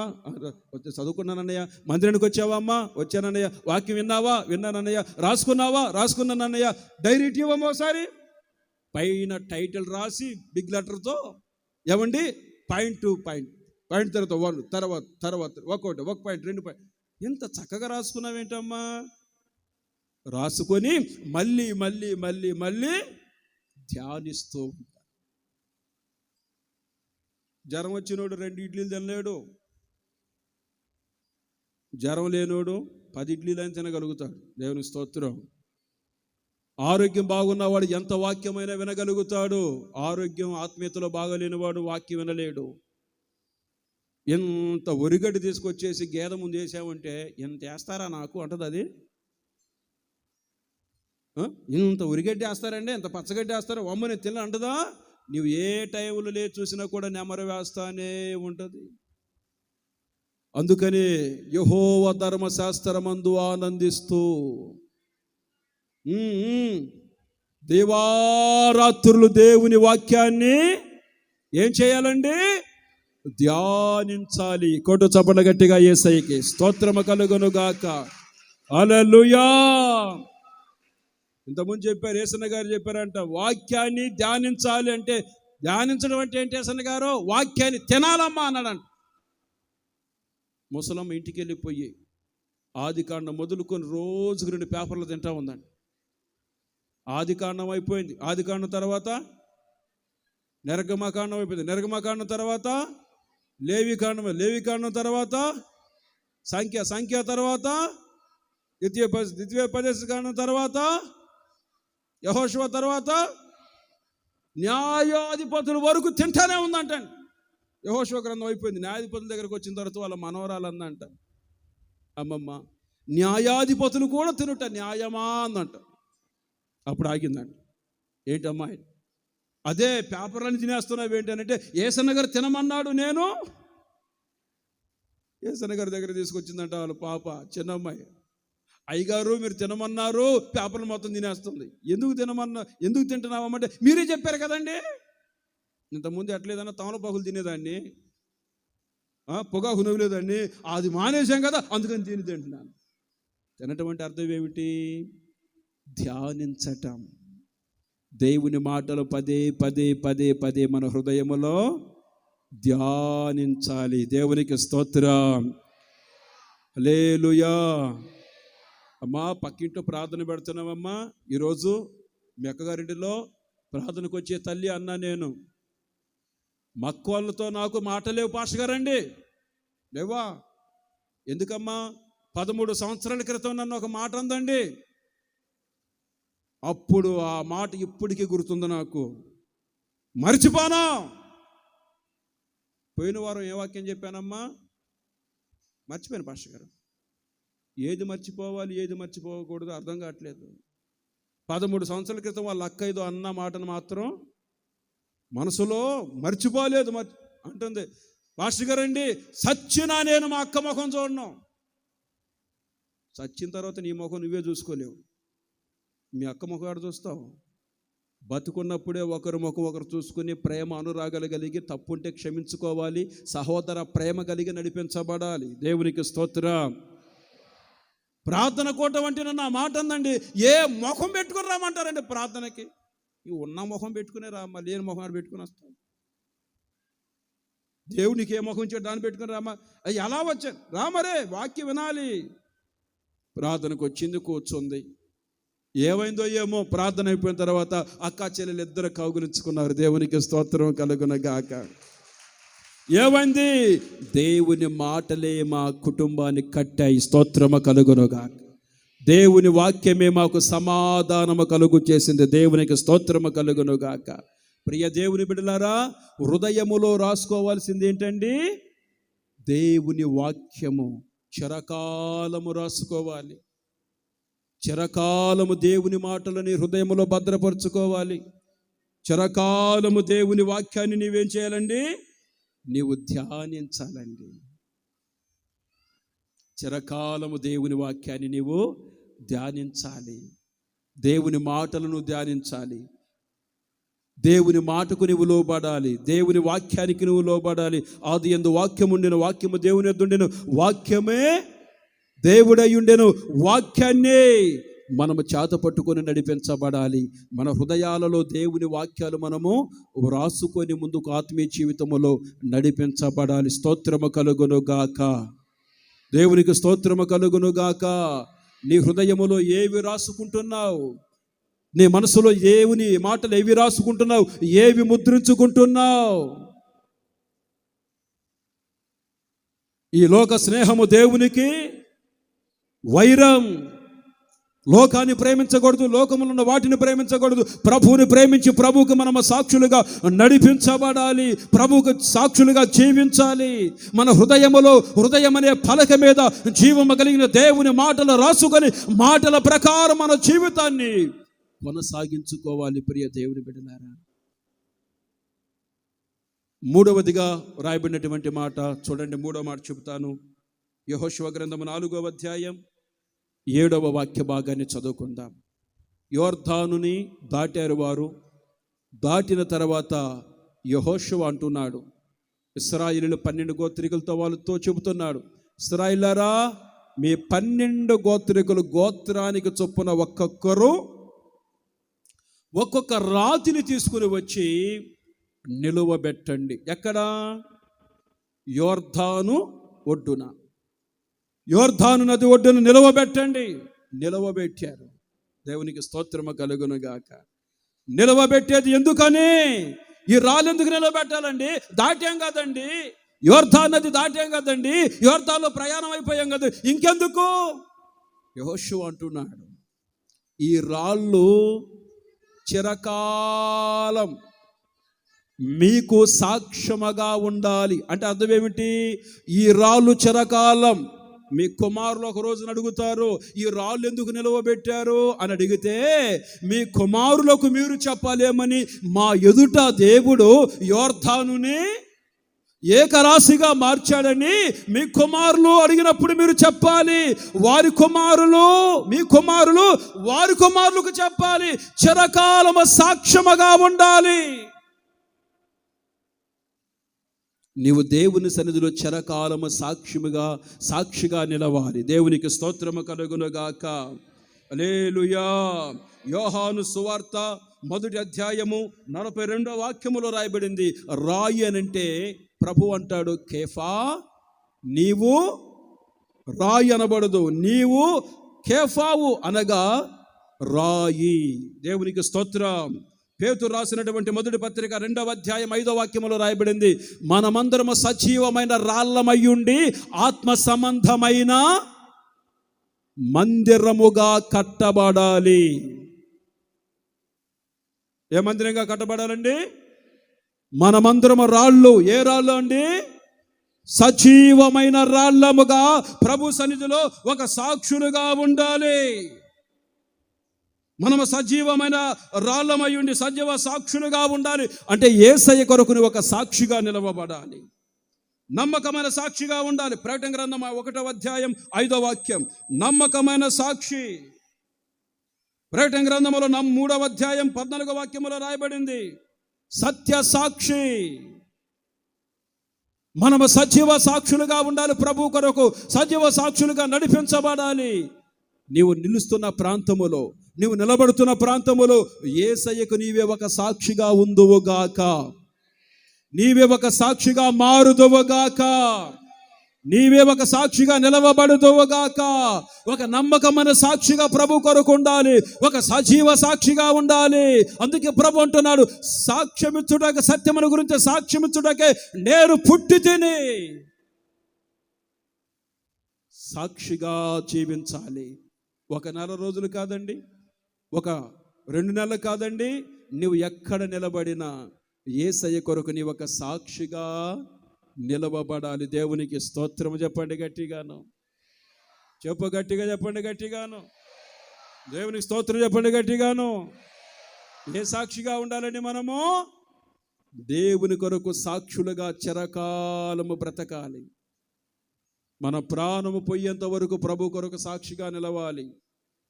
మన ప్రాణము పోయేంత వరకు ప్రభు కొరకు మనం నిలబడాలి. దేవునికి స్తోత్రము కలుగునుగాక. హల్లెలూయా. కొంతమందికి జీవితంలో సాక్ష్యం అనేది ఉండదు. పాస్టర్ గారు ఒకసారి ప్రార్థన చేసేదానికి రండి అని చెప్పేసి ఒక తల్లి, వెళ్ళే ప్రార్థన చేద్దామని వస్తానమ్మా అన్న.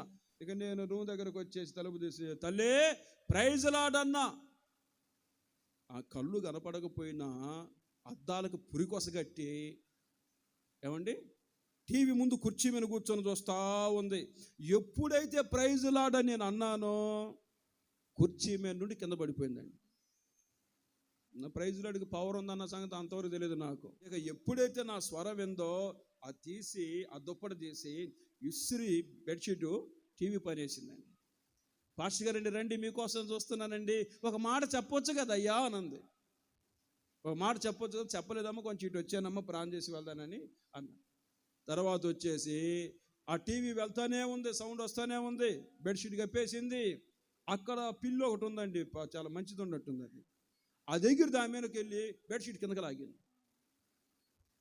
సీరియల్ వస్తూ ఉంది, కట్ చేసింది. ఏం చూస్తున్నావు తల్లి అన్న.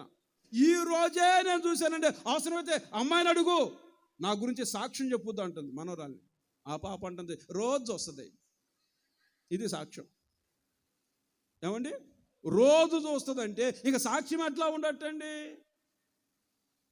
దేవుని కోసం మనం సాక్షులుగా నిలబడాలి. దేవునికి స్తోత్రం. ఓ రోజు నేను తమిళనాడు దగ్గర సేవ చేస్తూ ఉంటే మందిరంలో ఒక తల్లి ఉంటుందండి.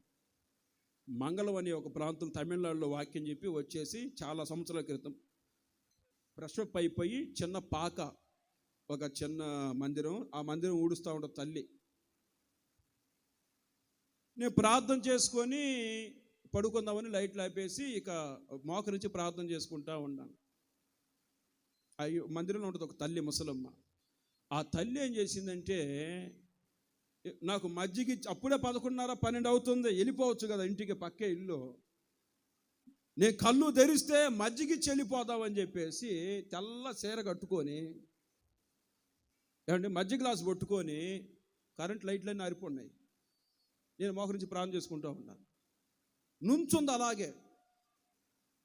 ఎంత సేవకుడికైనా కూడా కొంచెం అప్పుడప్పుడు భయం ఉంటుంది కదండి. నేను ఆమెనని కళ్ళు తెరి చూసేలకే తెల్ల శారీ కట్టుకొని మజ్జిగ గ్లాసు పట్టుకొని చూడగానే కొంచెం యేసు రక్తం చేయ స్తోత్రం స్తోత్రం ప్రభా అని మళ్ళీ అన్న. పాస్టర్ గారండి దెయ్యం కాదు నేనే అంది. సైతాన్ ఈ టైంలో మధ్య బయటికి వెళ్ళిపోమని చెప్పేస్తాను కోపం వచ్చి. అంటంతోనే ఏం చేయాలి? రోషం ఉన్న మనిషి అయితే మజ్జిగ ఆడబెట్టి వెళ్ళాలి కదా, మజ్జిగ తాగి వెళ్ళిపోయింది. మజ్జిగ తాగి గ్లాస్ ఆడబెట్టేసి పోసలయ్యా అని చెప్పేసి వెళ్ళిపోయింది. ఇంకా 2 వారాలు రాలేదండి. 2 వారాలు మందిరానికి రాపోతే నేనే కొంచెం బాధ అనిపించి ఒరే ఆ తల్లిని పిలుచుకొని రారా అన్నాను. పిల్లడు పంపించి ఉందంట. నాకు రోషం ఉంది, నేను రాను అని చెప్పేసి అన్నాను. రానందానంటే వస్తుందిలే తల్లి అని చెప్పి నా మీద కోపంతో ఉందండి ఆమె. వందనాలు తల్లి అన్న. నవ్వుతుంది కానీ నవ్వులో ఏదో తేడా ఎడంక నదురుతూ ఉంది. ఏంటి పరిస్థితి, ఏం తల్లి బాగున్నారా అన్నాను. బాగున్నాను బాబు, మీకోసమే అయ్యా నిమ్మరసం తెచ్చాను అంది. నిమ్మరసం తెచ్చామంటే నాకు అవసరమో తెలియదు కదండి. స్తోత్రం ప్రభువా యేసు రక్తమే అని నిమ్మరసం తాగాను. తాగిన తర్వాత ఇక పోతే ఆ మనిషి ఆ నుంచి అక్కడ నుంచొని పాస్టర్ గారు బాగుందా అనంది. మళ్ళీ బాగానే ఉన్నాయమ్మా నిమ్మరసం, చక్కెర బాగానే ఉందాను. కాదు పాస్టర్ గారు, తల కొంచెం ఇటు అనటం కానీ ఏమీ లేదా అనంది. నాకు డౌట్ వచ్చింది. ఇట్రా అని చెప్పి పిలిచాను, వచ్చింది. నిజంగా చెప్పి నిమ్మరసం అక్కడే అన్నాను. నేను ప్రార్థన చేస్తే నువ్వు ఎక్కడ చచ్చిపోతాను ఇష్టం భయపెట్టి, నిజంగా చెప్పు అబద్ధం ఆడొద్దని చెప్పాను. ఎవరో మంత్రిచ్చి 3 నిమ్మకాయలు ఇంటి ముందు పెడితే మీ పైన ఉన్న కోపంతో నిమ్మరసం పిండి గ్లాస్తో మీకు తీసుకొచ్చాను అయ్యా అనంది. చెప్పక మునుపు నాకు బాగానే ఉంది, ఎప్పుడైతే చెప్పిందో తల నిజంగానే అనిపించింది. ఊహ నాకు. స్తోత్రం స్తోత్రం. అయ్యా అదుగు అంది. అది కాదులే, నేను ఊరకిట్టన్నానులే అని, యేసయ్యా ఏ దోషమున్నా నీవు నన్ను స్వస్థపరచు అయ్యా, నన్ను బాగు చేపురని ప్రార్థన చేసుకున్నా. పాస్టర్ గారండి నేను చచ్చిపోతావేమో పాస్టర్ గారు అంటే, నేను అన్నాను, నేను చావను, సజీవుడినై సాక్షిగా ప్రభుని స్తుతిస్తాను. దేవునికి స్తోత్రం. ఉదయం 11:30 తాగితే 5 గంటల వరకు ఏం కాల. దేవునికి స్తోత్రం.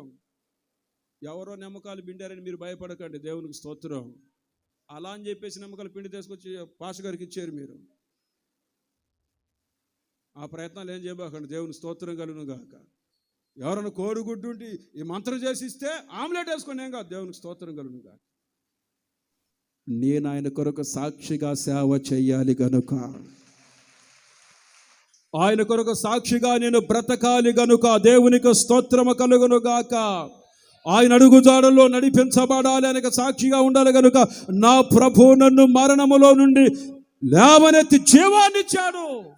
అందుకే నా ప్రభువుకి నేను సాక్షిగా బ్రతుకుతున్నాను. నీ సముఖములో సజీవ సాక్షినై కాపాడుకొందును మెలకువతో. దేవునికి స్తోత్రం చెప్పండి గట్టిగాను. హల్లెలూయా. దేవుని కొరకు నువ్వు సాక్షిగా నిలబడాలి. దేవుని సేవకుని కొరకు సాక్షిగా నిలబడాలి. యేసయ్య చేసిన మేలులకు నీవు సాక్షిగా నిలబడాలి. నా ప్రభు నిన్ను సాక్షిగా నిలుపును గాక. దైవ సేవకులు చాలా ప్రయాసపడి, దైవజనులు మనలు పాస్టర్ గారు చాలా ప్రేమ కలిగిన వారు. మీ వంతు ఎంతగా దేవుని కోసము, దేవుని పరిచర్య కొరకు సహకరించాలో అంతవరకు నీవు సహకరిస్తే, అంతవరకు నువ్వు పరిచర్య చేస్తే నా దేవుడు నిన్ను ఆశీర్వదిస్తాడు. దేవునికి స్తోత్రం. హల్లెలూయా. చిరకాలము నువ్వేం చేయాలని ప్రభు కొరకు సాక్షిగా, అన్ని విషయాల్లో సాక్షిగా ఉండవని ఒక సాక్ష్యం నీవు పొందాలి. ఓ తల్లిగారు నాతో, పాస్టర్ గారు ఒక పేడకలు వస్తుంది పాస్టర్ గారు, ఎందుకో అర్థం కావట్లేదు, పేడకలు రాకుండా ఇతడు ప్రార్థన చేయమంటే, చేస్తాలేమ్మా, అదేం పేడకలమ్మా ఏంటి చెప్పన్నా. అది ఏమి లేదు పాస్టర్ గారు, ఆ ఇంట్లో కూలర్ ఉంది కదండి, కొత్త కూలరు, అది తీసుకుని వచ్చి మీకు ఇవ్వమని చెప్పేసి కల వస్తుంది. అది పేడకలు ఎందుకు అయిద్దమ్మా? అది నీకు పేడకలేమో, నాకు మాత్రం మంచి కలేనమ్మా, ఎందుకు ఆలోచిస్తున్నాను అన్నా. ఏమో పాస్టర్ గారు, నేను అడిగాను, ఏమున్నా ఇంట్లో? ఈ సేవకుడిని కొడుకు లాంటి వాడిని, ఆత్మీయంగా తండ్రి లాంటి ఏమున్నాయి? అదే పాస్టర్ గారండి, ఏసీ ఒకటి ఉంది, స్తోత్రం, కూలర్ ఒకటి క్రొత్తది ఒకటి ఉంది, ఇంకా పాత కూలర్ ఒకటి ఉంది పాస్టర్ గారు, కానీ క్రొత్తదేమని ప్రభు చూపిస్తున్నాడు. ఆ కళ వస్తుంది ఏంటి నాకు అర్థం, ప్రభు చూపించిందేనమ్మా అన్న. పాస్టర్ గారు ఏమనుకోకుండా ఉంటే, సేవకులకి మీకు ఏదైనా అడ్జస్ట్ అయిపోద్ది కదా, ప్రార్థన చేసి ఒకసారి ఇంటికి వచ్చి పాత కూలర్ ఉంది కదా పాస్టర్ గారండి, అది ఎత్తుకొని పోమానంది. ఎత్తుకొని పోయేదాన్ని నేను దొంగనా? క్రొత్తది ప్రేరేపణ రావట్లేదా? నాకు ప్రేరేపణ రావట్లేదు, పాత ఇస్తాను పాస్టర్ గారు, ఈసారి కొని పెడతాం పాస్టర్ గారు అంటే, సరేనని పిల్లోని పంపించానండి, తీసుకురారా ఎక్కడికి వచ్చిన తర్వాత ప్రార్థన చేద్దామని. ఆ పిల్లడు రిక్షా మీద తీసుకొని వచ్చాడు. ఎండాకాలం, బాగా ఎండాకాలం, ఇలాగే ఏవండి కొత్త కూలర్ వస్తుందేమో అనుకున్నా, నేను పాత కూలర్ వచ్చి పంపించిందండి. మందిరంలో కూర్చున్నా, ఇలాగే కూర్చొని టేబుల్ ఒకటి పెట్టి స్టార్ట్ చేయమని చెప్పేసి, ఆ పిల్లోడు తీసుకొచ్చి ప్లగ్లో మొత్తానికి పెట్టేసి, స్విచ్ బోర్డులో పెట్టేసి అటు ఆన్ చేస్తూ ఉన్నాడు. అది ఆన్ చేస్తూ ఉంటే, ఏమండి కూలర్ కదా ఆమంటుంది, పాతగా తల్లి అంటే ఓల్డ్ ఈజ్ పాత గట్టిది పాస్టర్ గారండి, మీకేం తెలుసు అంటే, సరే ఎదురో ఈ బాక్స్ లాగా పెట్టుకొని నేను ఇక్కడ కూర్చున్నాను, ఎదురు కుర్చీ చేసుకొని, స్విచ్ దాన్ని అట్లా ఆన్ చేసి ఊరి నాయనో ఏంటి సౌండ్ ఇది, ఒరే మళ్ళీ పెట్టరా, సరే చూశాను, మళ్ళీ పెడితే దద్దని సౌండ్ వచ్చి ఇటు తడక ఇటు ఊడిపోయింది, ఈ తడక ఇటు ఊడిపోయింది, ఫ్యాన్ ఎగురొచ్చి నా ఒళ్ళో పడిపోయింది. పిల్లోడికి ఫోన్ చేసింది, బాయా ఏటి బాబు ఎడ తిరుగుతుంది, ఫ్యాన్ ఎడ తిరుగుతుంది ఏటి చెప్పి అని చెప్పేసి ఆ పిల్లోడు అన్నాడు, ఇదిగో అన్నకేస్తున్నాను మాట్లాడు. ఫోన్ ఇస్తే, పాస్టర్ గారు ఎట్టుంది ఫ్యాన్, కూలర్ ఎట్టుంది, తిరుగుతుందా? ప్రస్తుతానికి నా ఒళ్ళో తిరుగుతుంది, అది తిరగాల్సిన స్థలంలో తిరగట్లేదు. ఏమైంది బాబు ఏంటి అంటే, ఇంకేముంది, 2 తడకలు ఎట్టిపోయినాయి, అట్టే పోయినాయి, మధ్యలో ఫ్యాన్ ఎగిరొచ్చి. ఉల్లిగడ్డలకు వేసిన కేజీ ఉల్లిగడ్డలు వస్తాయి దానికి. ఏమండి, దాన్ని ఒక పట్టలో మూట కట్టి రిక్షాలో పెట్టి పంపించా. ఆమంటది, పాస్టర్ గారండి ఆ కూలర్ ఇచ్చేసి ఆదివారం సాక్ష్యం చెబుతాను అనుకున్నానే. ఏంటి సాక్ష్యం చెప్పేది నువ్వు? ఈ సాక్ష్యం ఏం చెప్పేది? స్తోత్రం చెప్పండి గట్టిగా. మన గుడాల పండగ, అంతకుముందు గుడాల పండగ, ఓ తల్లి ఉంది, పాస్టర్ గారండి గుడాల పండగ ఈసారి చివరిసారి అంటే కదా గుడాల పండగ, ఎవరు ఇవ్వలేని కానుక సమర్పణ ప్రభుకి ఇచ్చేద్దాం అనుకున్నాను. ఆలస్యం చేయబోక తల్లి ఇచ్చేసే, మరి ప్రభు ప్రేరేపించినప్పుడు అన్న, మీకు ఇప్పుడు తెలియదు పాస్టర్ గారండి, తర్వాత విలువైంది ఇస్తానని చెప్పేశాను. నేను ఏం విలువైంది ఇస్తాను? గుడాల పండగ బియ్య బస్తా, రైస్ బ్యాగ్ ఇస్తున్నట్టు అది లేదు, ఉప్పు బస్తా అంటే అది లేదు, పప్పు బస్తా అంటే అది లేదు, నూనె డబ్బా అది లేదు. ప్రార్థన గుడాల పండగ అయిపోయిన తర్వాత ఆదివారం వచ్చేసి ముందు కూర్చుంది. చూస్తే ఆమెని నేను గుర్తుపట్టలేకపోయా, గుండు చేయించుకొని కూర్చుంది. ఏంది గుండు అని చూశాను. ప్రార్థన అయిపోయిన తర్వాత, అమ్మా ఈ గుండు సాగరదా అన్న. లేదు అంది. గుణదలదా? లేదు. ద్వారక మరి ఏం గుండు? గుడారాలది అంది. గుడారాల గుండా? ఏం తల్లి ఏంది ఇదనంటే, మీకు మాట ఇచ్చాను కదా, ఏమని, ప్రభువుకు నేను విలువైంది. నీ గుండెకి గుడారాలకి ఏమన్నా సంబంధం ఉందా? ఏమా నువ్వు గుండు ఏమని అన్నావని అంటే, గుడారాల పండుగ 47 బాగా జరిగితే, ప్రభువా నా తల నీకు తల ఇచ్చేస్తాను ఒప్పుకున్నాను అయ్యా, అందుకని బాగా జరిగిందంటే నేను అన్నాను, నువ్వు గుండు చేయించుకోకపోయినా గుడారాలు. దేవునికి స్తోత్రం కలుగును గాక. చెప్పను గట్టిగా హల్లెలూయా. ఏదైనా సాక్షిగా నీ వస్తువు కానీ నువ్వు కానీ వాడవాలంటే బతికుండగానే ఇవ్వాలి. దేవునికి స్తోత్రం. హల్లెలూయా. తల్లి గారు పాపం మందిరం కట్టేటప్పుడు బంగారం ఇస్తాను పాస్టర్ గారండి, సేవలో బీభత్సంగా వాడమని చెప్పేశాను. ఏదమ్మా అన్న, ఆ ముక్కు మీద కనపడతలో నాకు ఏది ఏదంటే మొత్తానికి ఇదిగో ముక్కు మీద ఎంత ఉంది, ఆవ గింజ అంత ఉంది. ఏదమ్మా అన్న, ఈ ధనియాల గింజ అంత ఉందా? ఒకప్పుడు ఈ మధ్య జలుబు చేసి రాయి కరిగిపోయినట్టు బంగారం. సరే మరి ఎప్పుడు తీసిస్తావు, ఎప్పుడు ఇస్తావు మందిరానికంటే, నేను చచ్చిపోయిన తర్వాత ఇది నీకేనయ్యా. ఎందుకండి ఈ పిచ్చి పిచ్చి మొక్కుబడులు, పిచ్చి పిచ్చి సాక్ష్యాలు ఎందుకండి? ఏదైనా దేవుని కోసం మనం ఇవ్వాలి అంటే, దేవుని కోసం అర్పించాలి అని చెప్పేసి అంటే, ఏమండి బతుకుండగానే 2 వారాలు అడిగింది, 2-3 సార్లు కనపడింది. తల్లి సరే ఆ బంగారం విషయం పక్కన పెట్టమ్మా, దేవుని సేవలు ఎట్లయినా జరిగితే దేవుని కోసం జరిగిపోద్దులే అమ్మ అన్న. పాపం ఏందో ఒక రోజును అటస్తుగా 2-3 నెలలు అయిపోయిన తర్వాత ముసలమ్మ పాపం హార్ట్ అటాక్ వచ్చి చచ్చిపోయిందండి. చచ్చిపోయింది. వాళ్ళ పెద్ద కూతురు వచ్చి నన్ను అడిగింది, పాస్టర్ గారండి అమ్మ బంగారం మీకు ఏమైనా ఇచ్చిందా అని అంది. ఇస్తానంది కానీ ఇవ్వలేదమ్మా. ఏంటమ్మా ఎందుకన్నా? అదే ముక్కుకున్న బంగారం లేదండి అని అంది. లేకపోతే నేనే బాధ్యుడిని. ఈ ముసలిది ఏం చేసిందంటే బతికుండగానే ఇస్తానని 10 మందికి చెప్పింది కానీ ఇవ్వలేదు.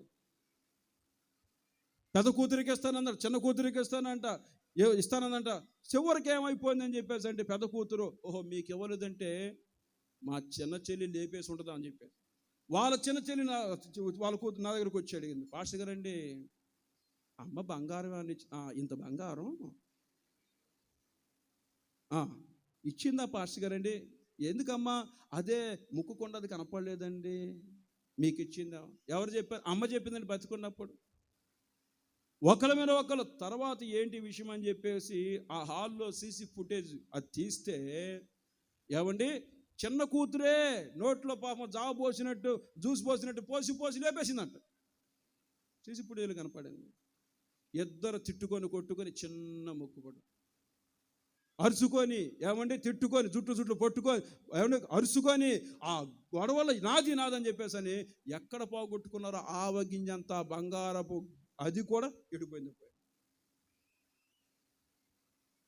ఏ సాక్ష్యం?